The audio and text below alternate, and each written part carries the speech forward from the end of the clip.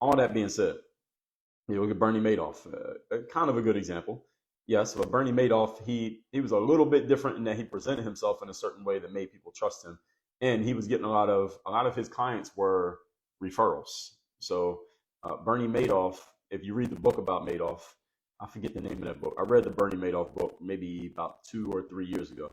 But that book about Bernie Madoff, let me see if I can find it, and I'll tell you all the title of it because y'all should read that. It's a really good book. And the thing about Madoff is that a lot of his clients, once he started to show some success, because when he first started out, he actually was successful. He wasn't lying the whole time.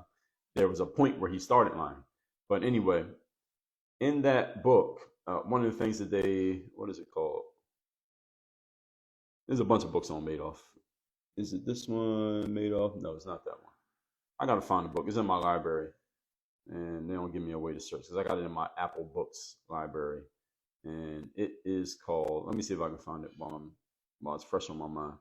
Any of you read a book on Bernie Madoff? Maybe it was The Wizard of Lies. It was either that. There's another book called Madoff. I don't think it's either one of these.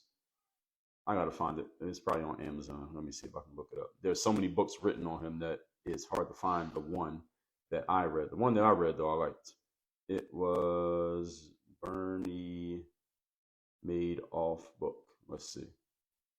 No, not that one. Not that one. I think it was The Wizard of Lies. I think they just changed the cover. Yeah, I think it's The Wizard of Lies was the book that I read. And the thing about Madoff is that once he started showing some success, his clients start bringing their friends. So a lot of his clients were like referrals. It's not like he was running ads on Instagram.